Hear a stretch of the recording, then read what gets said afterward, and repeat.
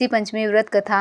राजा सिताशु ने कहा कि हे देव देवेश, मैंने अनेक व्रत सुने, अब कृपा कर सब पापों का नाश करने वाला कोई व्रत मुझे सुनाइए। तब ब्रह्मा जी बोले, हे राजन, समस्त पापों को दूर करने वाले सब व्रतों में उत्तम ऋषि पंचमी व्रत को मैं तुम्हें सुनाता हूँ। हे राजन, इस व्रत को करने वाले को नरक नहीं होता। इस विषय में एक पुरातन इतिहास कहता हूँ, सो सुनो। विदर्भ देश में उत्तक नामक एक ब्राह्मण था, जिसकी स्त्री सुशील पतिव्रता थी। उस स्त्री के 2 संतान थी, जिसमें से सुविभूषण नामक पुत्र ने अंगोपांग क्रम सहित वेदों को पढ़ा। वह कन्या जो थी, उसका विवाह समान कुल में कर दिया। देव योग से वह कन्या विधवा हो गई। वह बेचारी सतीत्व का पालन करती हुई अपने पिता के घर में रहने लगी। उसके दुख से दुखी हो घर में पुत्र को छोड़ उत्तक कन्या और स्त्री सहित गंगा के किनारे के वनों में रहकर वहीं अपने शिष्यों को वेद पढ़ाने लगा।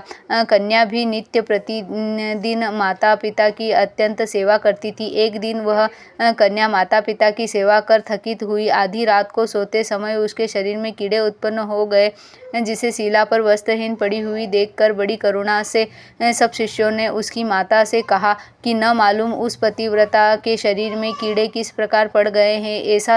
ऐसी शिष्यों की वाणी सुन भ्रांति चित्त वाली उसकी माता शीघ्रता से उसके पास पहुंची और उसे कीड़ों की ढेर के समान देखकर दुखी हो रोने लगी और मोह के वशीभूत होकर अपने हृदय में मुक्का मारकर रोते रोते मूर्छित हो पृथ्वी पर गिर पड़ी। देर में चैतन्य होकर उस कन्या को उठाकर गोदी में लेकर उसके पिता के पास ले गई और बोली कि हे स्वामी, मुझे बताइए कि इस पतिव्रता की किस दुष्कर्म से ऐसी दशा हुई है। आधी रात को सोते सोते शरीर में कीड़े पड़ गए हैं। ये सुनकर तपोधन ऋषि धन्य ध्यान मग्न हो गए। ज्ञान दृष्टि से उसके पूर्व जन्म के चरित्रों को जानकर बोले कि कन्या पहले 7वें जन्म में ब्राह्मणी थी। जब एक समय यह रजस्वला हुई, तब घड़े बर्तन आदि सभी छूती रही। उसी पाप से इसकी शरीर में कीड़े पड़ गए हैं। निष्पाप रजस्वला पहले दिन चांडालनी, दूसरे दिन ब्रह्महत्यारी, तीसरे दिन धोबिनी के समान होती है। चौथे दिन वह शुद्ध हुई थी।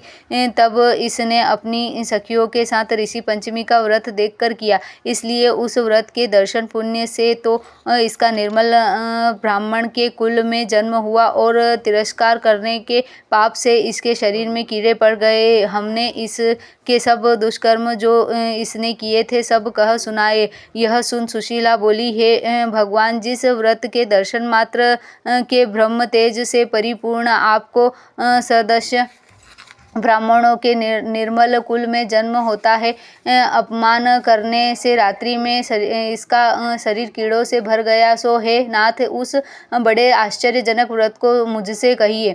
यह सुनकर ऋषि बोले, हे सुशीले, सब व्रतों में उत्तम उस व्रत को सुनो जिस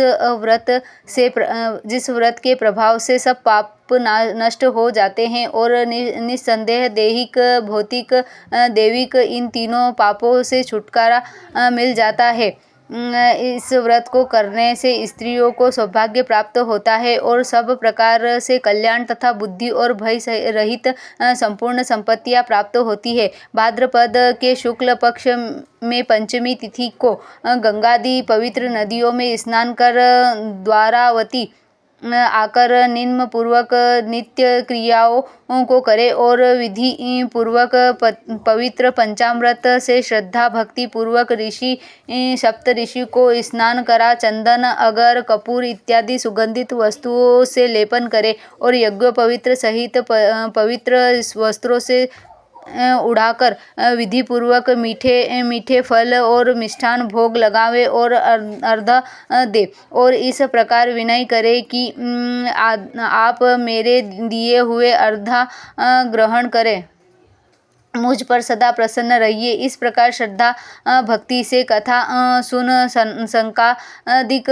से भोग लगावे। तब सप्तऋषियों का ध्यान कर ब्रह्मचर्य धारण करे और पूर्वोक्त विधि से इस व्रत को करे तो सब तीर्थों के दर्शन और सब प्रकार के दोनों से जो फल मिलते हैं सो इस व्रत के करने मात्र से मिलते हैं। सुख की इच्छा करने वाली स्त्री इस व्रत को करे तो सुंदर रूप और चतुरता युक्त पुत्र पौत्रादि को प्राप्त करती हैं। लोक व परलोक में अक्षय गति को पाती हैं। इस व्रत के प्रभाव से अपनी पूर्व जाति स्मरण करने वाली हो जाती हैं।